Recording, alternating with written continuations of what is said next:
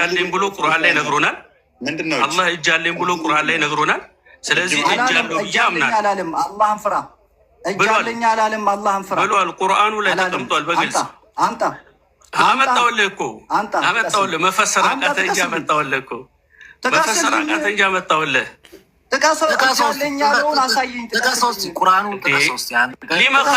ሊማ ከለቅቱ ቢየደያ እያለ ሊማ ከለቅቱ ቢየደያ እያለ እጅ አለኝ ነው ወይ? አዎ በእጄ ካለ እኮ እጅ አለው ማለት እኮ ነው። አንተ አሁን ወደ ራሱ ደግሞ ወሬ ገባ። ያንተን ጣለው፣ ያንተን ሀሳብህን ጣለውና እጅ አለኝ ያለውን በሱ ትርጉም ነው የሚተረጉመው። ገብቶሃል? አንተ ሀሳብህን ጣለው ወደዛ። እጅ አለኝ ያለውን አንተ እንዴ ቢየደያ በእጆቼ ካለ ምን ማለት ነው? በእጆቼ ማለት ነው። እስኪ በአማርኛ ራሱ እስኪ እንደው ተርጉምልኝ። በእጆቼ እኮ ብለህ ተረጎምከው እኮ እጆች ብለህ ተረጎምከው እኮ አንተ ነህ እኮ። አረብኛው እኮ ቢየደየ ነው የሚለው። ቁርአን ነው የሚለው እኮ ቢየደየ ማለት ነው። ምን ማለት ነው ቢየደየ ማለት? የድ የሚለው ቃል መጀመሪያ አያው ቢየደየ ማለት ምን ማለት ነው? ቃል 27 ትርጉም አላት የላትም? እወቅ መጀመሪያ ቢየደየ ማለት ምን ማለት ነው? መጀመሪያ ቢየደየ ማለት ምን ማለት ነው? መልስልኝ። አሁን አትዝላላ ሌላ ቦታ። ቢየደየ ማለት ምን ማለት ነው? ምን ማለት ነው ቢየደየ ማለት? ለምኑ ቢየደየ ሲል ምን ማለት ነው? ቢየደየ ሲል የድ የሚለው ቃል 27 ትርጉም አለው። የደይ ሲባል ደግሞ ስለ 27 ትርጉም አልጠየኩም። ስለዚህ ቁርአን አያን የጠየቁ ቢየደየ ማለት ማለት ነው ጥንድ ለማድረግ ነው። እሺ ቀጥል። ምን ማለት ነው ቢየደየ ማለት? የደይ ማለት አሁን ለአላህ ሳይሆን ምናምን አይደለም። ቃሉን ንገረኝ፣ ትርጉሙ ምን ማለት ነው ቢየደየ ማለት? እንደዛ ካልክማ ቁርአንም ሁለት እጅ አለዋ። ቢየደየ ማለት እዚህ ቦታ ምንድን ነው የተፈለገው? ንገረኝ መጀመሪያ፣ ቃሉን ንገረኝ። የደይ ምን ማለት ነው ቢየደየ ማለት? ቁርአንም ሁለት እጅ አለው እንዳንተ ትርጓሜ ከሆነ አሁን ሌላ ቦታ አትሂድ። እዚህ ቁርአን አንቀጽ ላይ የደየ ማለት ምን ማለት ነው? ቢየደየ ማለት ምን ማለት ነው? አልክና በራስህ ትተረጉማለህ። ቁርአን ሁለት እጅ አለው። አንተ ነህ እኮ በራስህ የተረጎምከው። እኔማ ቀጥታ ግልጽ የተቀመጠው ቢየደየ ማለት ምን ማለት ነው? ቢየደየ ማለት ማለት ነው አላህ ለቁርአኑ የደይ። እኔ ስለ ቁርአኑ እናወራለን። መጀመሪያ ይችኛውን አንቀጽ ፈታልኝ። ስለዚህ አንቀጽ ይኸውልህ እንካ። ተሳስቼም ከሆነ እኮ እንደው መመሳሰል ሆነ የፈጠረብኝ ይሄ ቁርአን አንቀጽ ነው አይደል? እቺን የቁርአን አንቀጽ እንኳን አብራራልኝ። እቺን ቁርአን አንቀጽ የደየ ማለት ምን ማለት ነው? ቢየደየ ማለት ምን ማለት ነው?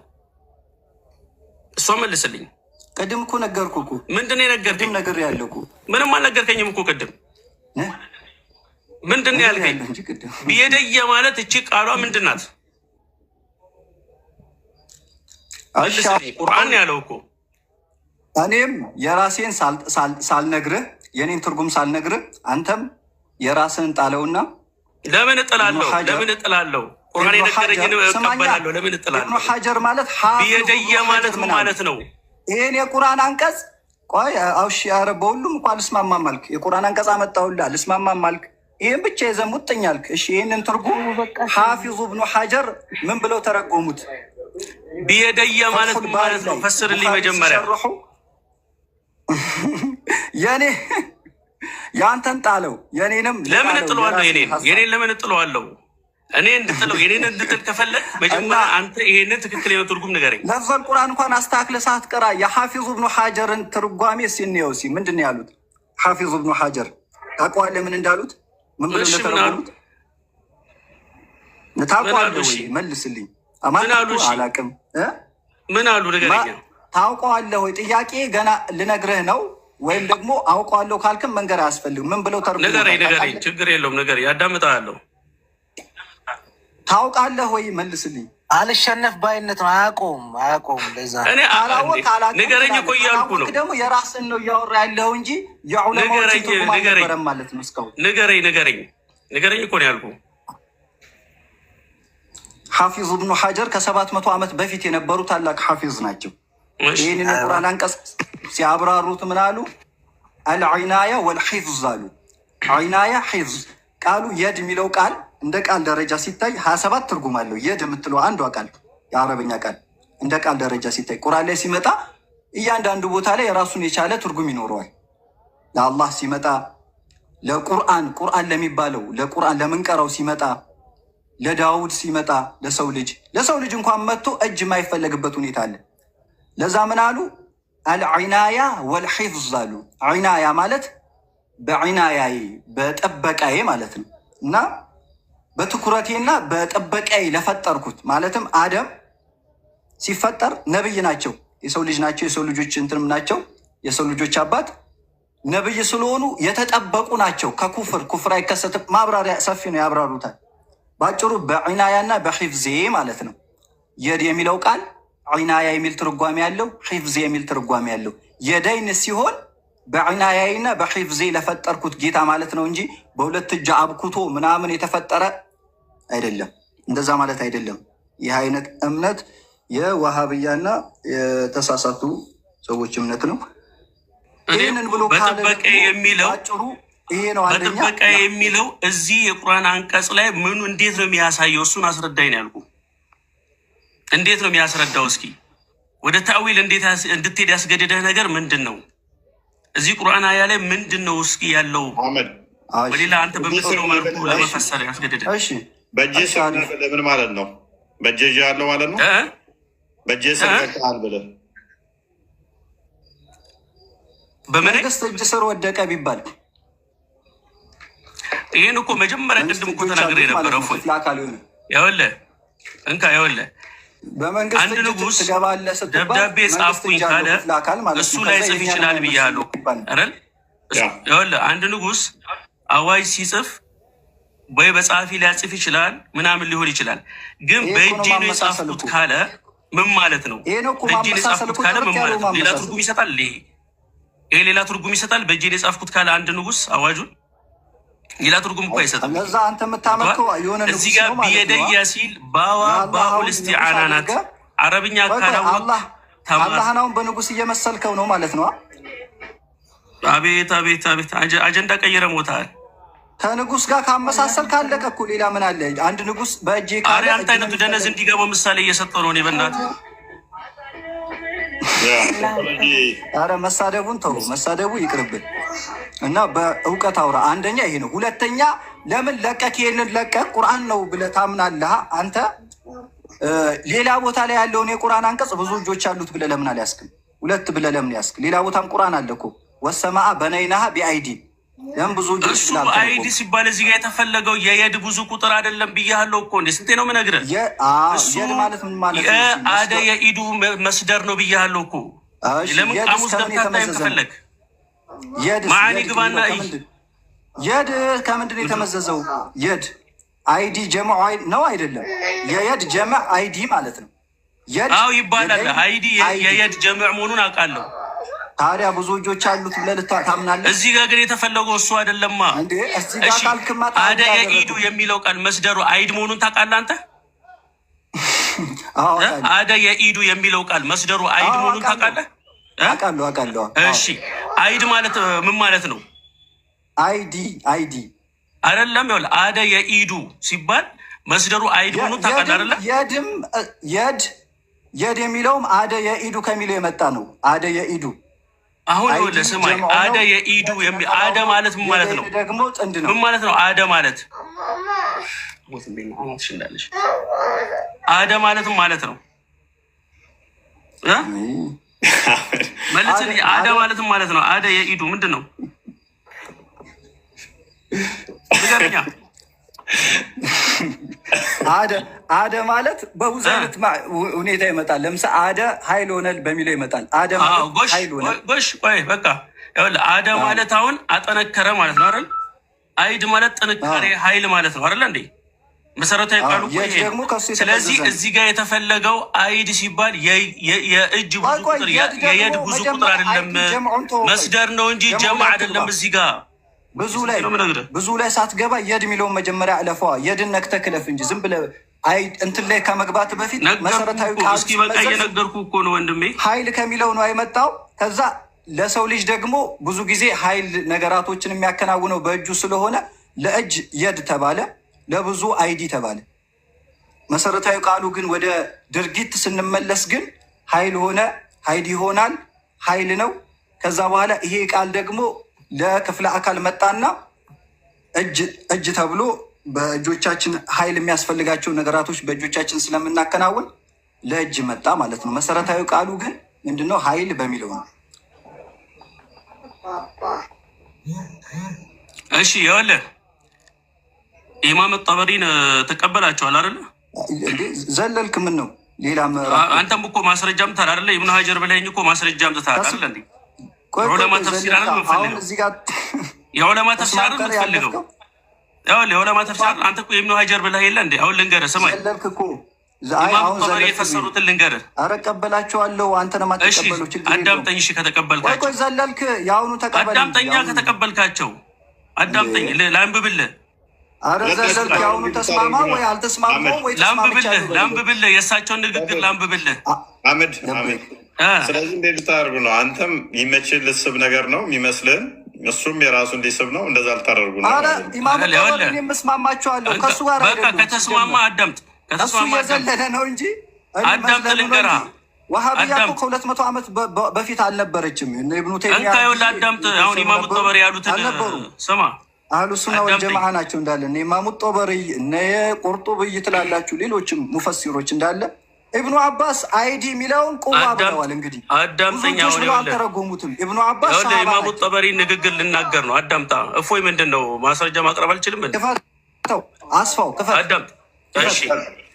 እዛው ሱረቱ ሷድ ላይ ሂድና አፕሊኬሽን ካለ ኪታቡም ካለ ክፈተው። ማን ክፈት የሰራው አፕሊኬሽን ነው? ክፈተው። አዳምጥ። ምን ይላሉ መሰለ? ሊማ ኸለቅቱ ቢየደየ የሚለውን የቁሉ ይላል። አዳምጥ። እያነበብኩልህ እኮ ነው። ምንድን ነው የምታነበው? የማንን? ኢማሙ ጠበሪ ያልኩህ እኮ አንተ አሳየን። የቁሉ ሰማ አሳየን።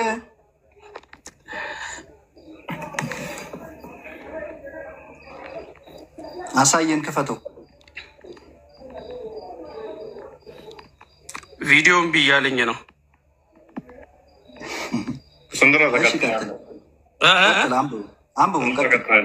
እሺ ከፈትከው?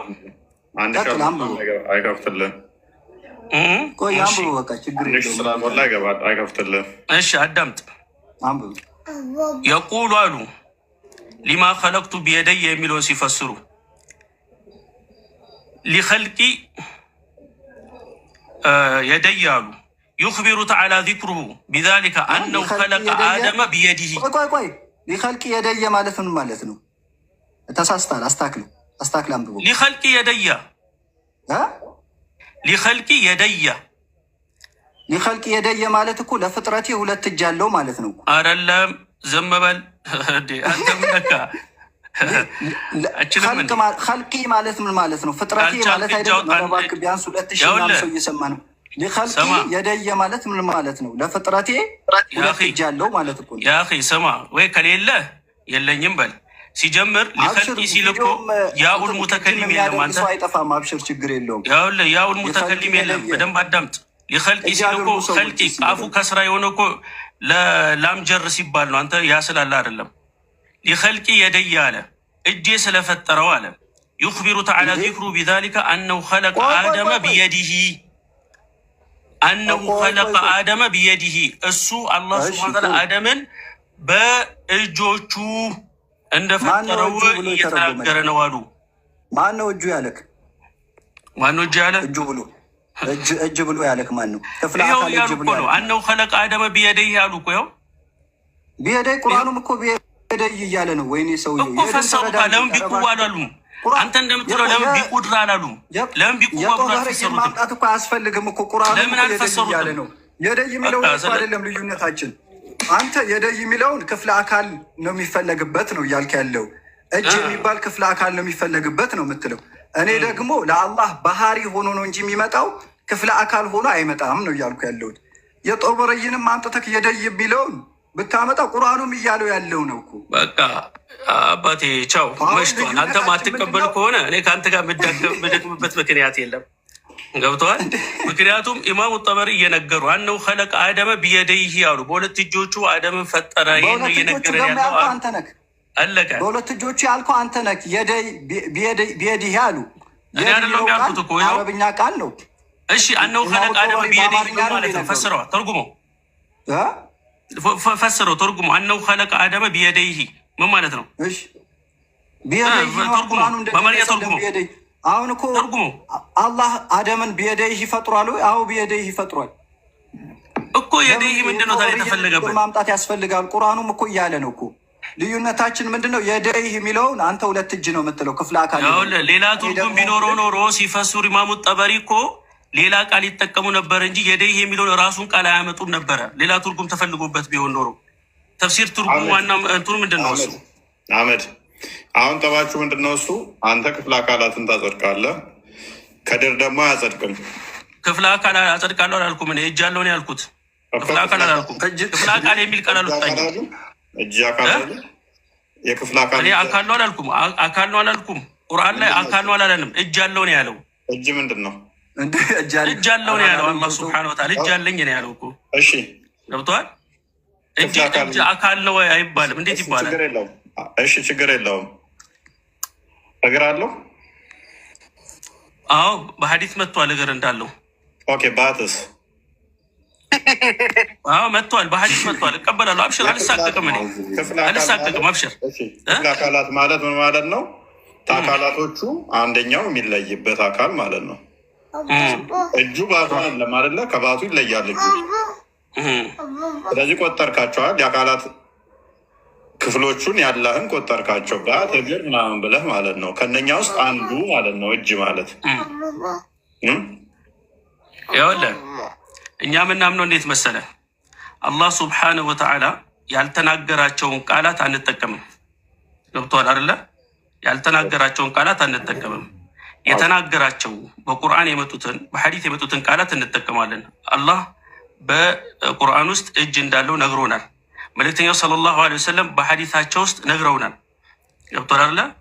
እግርም እንዳለው ሪጅል ተብሎ የመጣ ሐዲስ እንዳለ ዋትም እንዳለው። አልሳቀቅም። አብሽሩ። እኔ መሳቀቅ ሰው አይደለሁም። በእምነቴ አልሳቀቅም። ኧረ አንተ ምን ተሳቀቃለህ? እኛ ተሳቀቅን እንጂ። ተሳቀቁ እናንተ ተሳቀቁ። ሊፈርስ እኮ ይቃጣዋል እኮ አንተ የምታወራው ቃል።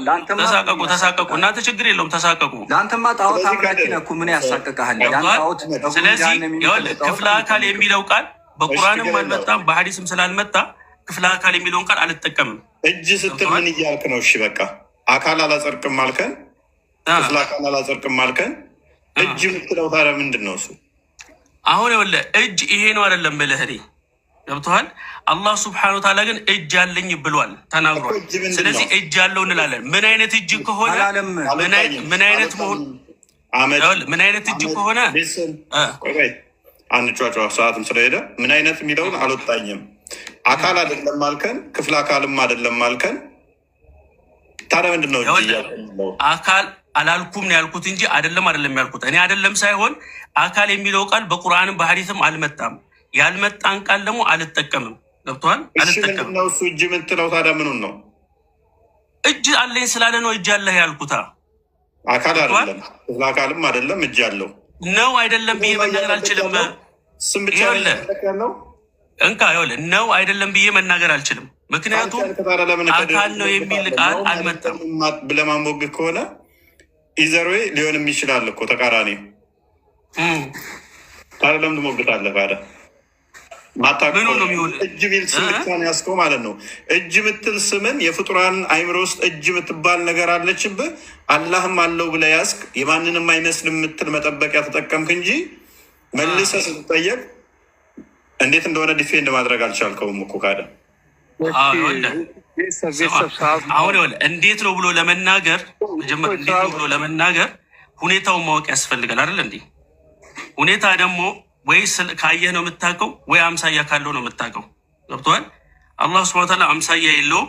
የኔን ይመስላል የከሌን ይመስላል አይባልም። ያየውም የለም ወይ ልጨርሳ፣ ያየውም የለም። ስለዚህ እንዲህ ነው ብሎ ሊነግረህ እንትን ሊለኝ የሚችል ነገር የለም። ብቻ ግን እጅ አለኝ ብሏል። እጁን እናጸድቃለን ነው።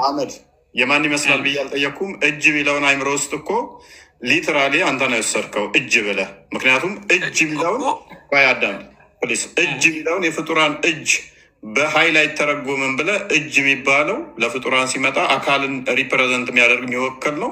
ለፈጣሪም እሱን ሰጠህና ግን ተርጉመው ፈጣሪ ጋር ስትባል ደግሞ መልሰህ መተርጎም አልፈለግክም አሁን ማለት ነው።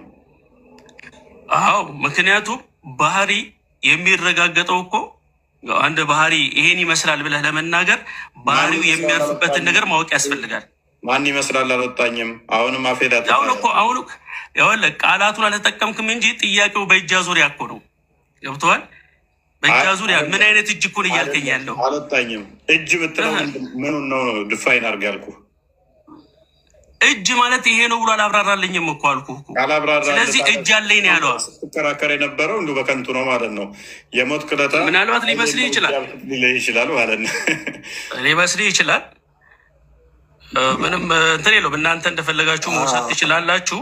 አህመድ ቃሉን ከድር አህመድ ቴንኪው ለጸባይም እሺ እፎይ እንደረመጠ መስፋይ እፎይ ምን አለ መሰለህ፣ አሁን አንተ ጥሩ አድርገህ እኔ ምን አለ መሰለህ እስካሁን እንደዚህ በጥያቄ ባደርገው ኖሮ ቅድም ነበር ማስቆመው። ግን የማልጠየቀው ለምንድን ነው?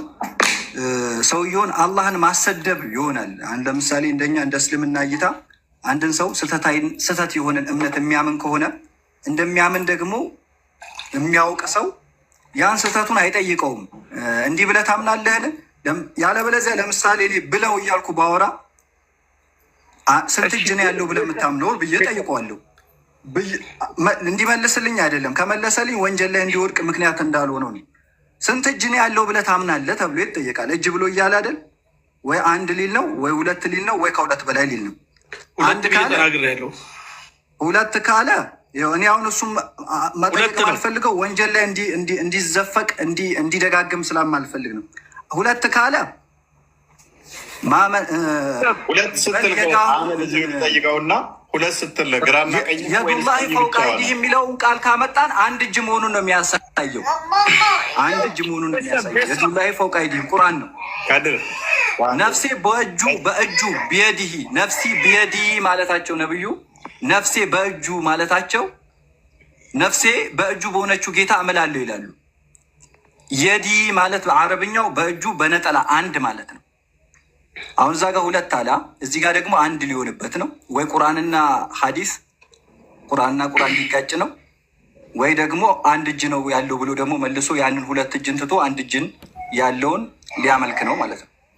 ሌላው ደግሞ ሁሉ ነገር ጠፍቶ ፊቱ ይቀራል ብሎ ሊያምን ነው። አላህ ኩሉ ሸይን ሃሊኩን ኢላ ወጅሃሁ። ወጅህ የሚለው ቀጥታ ከተረጎም ነው ፊት ማለት ነው። ኩሉ ሸይን ሃሊኩን ማለት ሁሉ ነገር ይጠፋል፣ ኢላ ወጅሃሁ ፊቱ ሲቀር ማለት ነው። ያ ማለት እንደሱ አተረጓጎም ሁሉ ነገር ጠፍቶ የእሱ ፊት ይቀራል ነው። ፊት የሚባለው ክፍለ አካሉ ፊት። እንደዛውም ደግሞ አሁንም ብዙ ፊቱ ምድር ላይ የተበተነ ሊሆን ነው። ቁርአን ነው ይሄም እንደሱ አተረጓጎም ከሆነ ፈአይነማ ትወሉ ፈሰመ ወጅሁላህ ብሏል። ወዴትም ብዞሩ ፊታችሁን የአላህ ፊት አለ ብሏል። እንደሱ አተረጓጎም ቂብላ ማለት ነው። ፈሰመ ወጅሁላህ የሚለው ወጅህ የሚለው ቂብላ ማለት ነው። ሱና ሶላት ወዴትም ዞሮ መንገድ ላይ አንድ ሰው መንገድ ላይ ሆኖ ሱና ሶላት ወደ ካዕባ ባይቅጣጭም መስገድ ይችላል ነው። ሰፊ ማብራሪያ ያለው ግን እንደሱ አተረጓጎም ወጅህ የሚለው ፊት ተብሎ ከተተረጎመ ቂብላ ካልተባለ ምን ሊሆን ነው ማለት ነው? ፊቱ የተበተነ ነው፣ ምድር ላይ ሊሆን ነው። ነብዩ ደግሞ ሐዲስ አላቸው ሰለላሁ ዐለይሂ ወሰለም አልመርአቱ ዐውረቱን ኢዛ ኸረጀት እስተሽረፈሃ ሸይጣኑ ወአቅረቡ ማ ተኩኑ ልመርአቱ ኢላ ወጅሂላህ ወሂየ ፊ ቃዕሪ በይቲሃ ብለዋል። ሴት ልጅ አውራ ናት አሉ። ወደ ውጭ በምትወጣ ሰዓት ሸይጣን ያስውባታል ወንድን ለመፈተኛ። ሴት ልጅ ወደ አላህ ፊት በደንብ ቅርብ የምትሆነው ቤቷ ስትሆን ነው ብለዋል። ወደ አላህ ፊት እንደሱ አተረጓጉም ፊት ተብሎ ክፍለ አካል ከሆነ የአላህ ፊት ቅርብ የምትሆነው ቤቷ ስትሆን ነው። ቤቷ በምትሆን ሰዓት የአላህ ፊት አጠገቧ አለ ማለት ነው። እንደሱ አተረጓጉም ሐዲስ ነው። ግን ለአላህ ትዕዛዝ ማለት ነው። አላህን የታዘዘች የተሻለ የታዘዘች የምትሆነው መውጣት ባለማብዛቷ ነው ማለት ነው። እንደሱ አተረጓጉም ብዙ ማመጣው አለ። ሰዓት አይበቃንም። ቀኑም እስከ እንትናወራ ብዙ ማመጣው ለጊዜው ይብቃንና ሁለታችሁ ነው። ሰላም ነው። እፎይ አንዴ ወንድማችን አህመድም ሜቢ ቅሬታ ካለ ቅሬታ ቅሬታ አይደለም። ምናልባት አሁን ዞሮ ማለት ነው መሰረታዊ ያልተግባባንበት ነጥብ ምንድን ነው? ሰመራይዝ ለማድረግ ያክል ነው። ቋንቋዊ ፍች ምንጊዜም ቃላት ብዙ ትርጉም ቢኖራቸው እንደ አውዳቸው ፍቻቸው ይለያያል። አንድ አውድ ላይ አንድ ትርጉም ነው ሊኖር የሚችለው። ሌላ ትርጉም ስላለው እንደዚህ ብለህ ከፈሰርክ እዚህ ጋርም እንደዚህ ነው አይባልም። ይሄ ወይ ቋንቋን ካለማወቅ ነው ወይ ደግሞ ሆን ብሎ ለማምለጫ መንገድ ከመፈለግ ነው። አሁን ያንዳንዱ ላነሳቸው ነገሮች ማውራት ይቻል ነበረ። አላኩል ያህል ግን ምንድነው እሱ እኔ እዛች የቁርአን አያ ላይ ፉካራዊ ትርጉም የተፈለገበት ለማለት ሰመራይዝ ለማድረግ ነው። እዛ ቁርአን አያ ላይ ፉካራዊ ትርጉም ነው የተፈለገበት ለማለት በዛ ቁርአን አንቀጽ ውስጥ ያንን የሚያመለክት ምን አለ፣ ፉካራዊ ትርጉም እንዲፈለግ የሚያስገድደው ነገር ምን አለ ነው እንጂ ሌላ ቦታ ይሄን ትርጉም ስለያዘ እዚህ ጋርም ይሄን ትርጉም መያዝ አለበት የሚል ነገር ተገቢ አይደለም። ይሄ ዋናው ልዩነታችን ደግሞ እዚህ ጋር ነው። ሌላ ቦታ የተተረጎመው ትርጉም እዚህ ጋርም የግድ መጣት አለበት የሚል አካሄድ ነው። ዋና የተለያየንበት መንገድ እዚህ ጋር ነው። ዋናው ትርጉም ልክ ነው። የተለያየንበት እዚህ ጋር ነው። ስለዚህ አሁን እኛ የምናምነው ምንድን ነው? እያወራሁ አይደል? እፎይ ምንድን ነው እሱ? በቃ ልንወጣ ስለሆነ ነው። እኔም አውራ በቃ ባክ እንዳታደርጉ ነው። ያ እኔም አምናለሁኝ አንዱ ጋር እዚህ ጋር የተፈሰረው እዛ ጋር አንድ ላይሆን ይችላል። ግን ደግሞ ዘሆል ማየትም ደግሞ ተገቢ ነው ብዬ አምናለሁ። ሁለቱንም እቀበላለሁኝ። አንዳንዴ ላይ አስኬድ ይችላል። ደግሞ ዘሆል ደግሞ ቁርአን በቁርአን እንደሚፈሰር ስለምታውቁ እናንተም መመሪያችሁ እንደዛ ስለሆነ አንደኛው ጋር የተባለውን እዛ ጋር ደግሞ የሚጋጭ ከሆነ ለማስማማት ስትል የግዴታ ሁለቱን ማምጣት ያስፈልጋል። ሶስትም ከሆነ እንደዛው ሀዲስ ላይም ካለ አንዱ በአንዱ ይፈሰራል። ነገር ግን ሁሌም ደግሞ የሆነ ስም ስለተመሳሰለ ደግሞ ኦልዌይስ ደግሞ ይሰራል ማለት ደግሞ አይደለም። የሆነ ነገር የተመሳሰለ ሁሉ ይፈሰራል ማለት አይደለም። ነገር ግን አንዱ በአንዱ እንደሚፈሰርም ደግሞ ያው ስለምታምኑ ዋናው ግን እኔ እንትኑን ብታነሱ ታሪፍ ነበረ። ከዛ በኋላ የሚመጣው ውጤቶቹ ብዙ ነገሮች ያስብሉ ነበረ። እጅ ብለን ብናጸድቅ ምንድን ነው ችግሩ? እጅ ብለን ካላጸደቅንስ ምንድን ነው ችግሩ?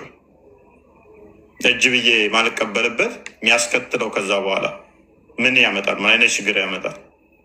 ኦኬ እጅ ብዬ ባጸድቅ ስላላ ምንድን ነው የሚያስከትለው ችግር? ቤቢ ፖይንቴን አግኝተዋል ላመድ? አዎ አግኝቻለሁ። ያ እጅ ብዬ ብቀበል የሚያስከትለው ችግር ምንድን ነው? እጅ ብዬ ባላጸድቅ ደግሞ ቀጣይ የሚያመጣቸው ችግሮች ምንድን ነው? እሱ ሜይ ቢ እነኛዎቹ ላይ ነው ሞር ኢንተርስትድ መሆነው። አይ ቲንክ ከቋንቋም አንጻር አረብኛው ላይ እኔ ስለሌለውበት ሊሆን ይችላል። ሞር ሀሳቡ እዛኛው ላይ ይገዛኛል። ትክክል። ኤኒዌይስ ለነበረን ጊዜ ግን ቴንኪው። ድል ጠይቀው ከመውጣቱ በፊት እሺ፣ ፈቃደኛ አላረዝምን። አህመድ ቅድም የአላህ እጅ የአላህ አካል አይደለም ስትል ነበረ። አካል ነው አንልም ነው ያልኩት። አካል ነው ብለን አንገልጽም። ለምን አካል የሚል ቃል በቁርአንም በሀዲስም ስላልመጣ በቁርአንና በሀዲስ ያልመጣን ነገር መጠቀም አንችልም። ስለዚህ የአላህ እጅ ለአላህ ታዲያ ምኑ ነው? ባህሪው ነው። ባህሪው ነው። አዎ ባህሪው ነው። እጁ ባህሪው ነው። ያ ስለዚህ አላህ የፈለግኩት እኔ ስለዚህ አላህ እጁ ባህሪው ከሆነ በባህሪው ወይ የአላህ እጅ በሁሉ ቦታ መገኘት ይችላል ወይስ ከአርሽ በላይ ነው ያለው? ከአርሽ በላይ ነው ያለው። እሱንማ ትጠራጠራለህ? ከአርሽ በላይ። ስለዚህ አላህ በባህሪው ከአርሽ በታች አይደለም፣ ሁሉ ቦታ መገኘት አይችልም። ባህሪው ራሱ የተወሰነ ነው ማለት ነው። እንደዛ ብለን የምታስበው አመሳሰል ካትበለኝና ያው ትዊስት እያደረግ ስላስቸገርከኝ ነው። ለአንተ ነው ማስጠንቀቂያው። ልጠይቀው ቢኒን ማለት ነው። ምንድን ነው የምጠይቅህ? እንደ ሰው ነው የምጠይቅህ። ልብ በል፣ አመሳሰልክ እንዳትለኝ፣ ማስጠንቀቂያ እየተናገርኩ ነው። አንተ እንደ ሰው አካላዊ ባህሪ አለ፣ እንደዚሁም ደግሞ ውስጣዊ ባህሪ አለ ማለት ማይዳሰስ በአምስቱ የስሜት ህዋሳት ልንገልጽ የማንችለው ባህሪ አለ አይደለም እንዴ? ገብተዋል? ስለዚህ አላህ ስብሓነሁ ወተዓላ ዛት አለው። ይህን አታምናለህ? ሙስሊምና በነገራችን ላይ አይደለም ዛት ስትል አካል እያልክ ነው አይደለም? አይ በቃ ሙስሊም ካልሆንክ ልንግባባ አንችልም። ዛት ማለት አካል ማለት አይደለም። በነገራችን ላይ ዛት ማለት አካል ማለት አይደለም። እንደዛ ቢሆን ኖሮማ ሁላችንም እንስማማ ነበር። ከነኛ ጋርም እኮ እንስማማ ነበር። ሁለታችንም ዛት የሚለውን ባህሪ እናጸድቃለን። አሁን አካል ማለት ጂስም ነው። አረብኛው ቃል ጂስም ነው። ቦዲ ማለት ነው። አካል ግን ጂስም አይደለም። እሱ ያው ጂስምን ነው። አሁን እኛ አካል ብለን የምንገልጸው ያው እንደየ ማህበረሰቡ እኮ የሆነ ቃላት የሚጠቀምበት መንገድ ይለያል አይደለ? ስለዚህ በቃ እንዳይረዝም አሁን ስለዚህ እያልኩ ያለሁት ምንድን ነው እሱ አዳምጠኛ እያልኩ ያለሁት አሁን ለምሳሌ የድ ወይም ደግሞ እጅ የሚባለው ነገር ባህሪው ነው ስትለኝ፣ አዎ ባህሪው ነው። ምክንያቱም ባህሪው መሆኑን ነግሮኛል። ገብቶ አይደለ? ባህሪ ደግሞ ያው ነው። መገለጫና ባህሪ አንድ አይደለም። ለምሳሌ አካል ላይ ባህሪ ይገለጣል። እህቴ አንዴ ቆይ። አካል ላይ ባህሪ ሊገለጥ ይችላል። እጅ ሊኖር ይችላል፣ በእጅ ልሰራበት ይችላል። ጆሮ ሊኖር ይችላል፣ በጆሮ ልሰማት ይችላል። ያ አካል ሆኖ ነው የሚመጣው። በአካል ላይ ደግሞ አካል ካለ ባህሪ አለ ማለት ነው። ወይም ባህሪ ካለ አካል አለ። እኔ የማውቀው አንተ ግን እኔ እናንተ ልንግባባ አንችልም። ለምን መሰለህ? አንተ ሙስሊም ስላልሆንክ ኢስጥላሃቶች ቴክኒካል ተርሚኖሎጂዎችን መረዳት አትችልም። ቴክኒካል ተርሚኖሎጂዎችን መረዳት አትችልም። አንተ ሙስሊም ስላልሆንክ አንተን ለማስረዳት ከብለመሸ ሌላ ጊዜ እናወራለን። ችግር ስለመሸ ስለሚወጡ እንዲህ አይነት ቴክኒካል ተርም ካለ ዓለም ላይ ታስረዳኛለህ። እኔ እስከማውቀው ግን ባህሪና አካል እንደሚለያይ ነው። አላህ እጁ ባህሪው ነው ብለህ ከተናገርክ ከባድ ነገር ያስነሳል ብዬ አስባለሁ። ባህሪው ራሱ ከአርሽ በላይ የሚለውን ሀሳብ ነው። ባህሪ ያለ አካል ላይ ቆመም አመድ ቼካልን ባህሪ ያለ አካል የለም እኮ እሱ ነው። እኛ ዛት የምንለው እሱን ነው። አካል ብለን ስንጣላ ከነሱ ጋር ጂስም በምትለው አቃል ነው። ለዚህ እኮ ነው ተርሚኖሎጂ ልዩነት አለን የምልህ እዚህ ጋር ነው። እናንተ ስትረዱት ምናልባት አማርኛውን ስንጠቀም አላግባብ ተጠቅምነው ሊሆን ይችላል። ገብቶ አይደለ? በመካከላችን ያለው ልዩነት እቺ ዛት የምትለዋ ሳትሆን ነበበል ዛት የምትለዋ ሳትሆን ጂስም በሚለው ላይ ነው። ግልጽ ነው። ልዩነታችን እዚህ ጋር ነው። እናንተ ይሄንን ባህሪ ማጽደቃችሁ ጂስም ነው፣ ስለዚህ ሙጀሲም ናችሁ ነው የሚሉት እነሱ። ልብ በል ገብቶሃል አይደለ? እንጂ ዛት እንዳለውማ እኛም እንደምናምን እነሱም ያምናሉ።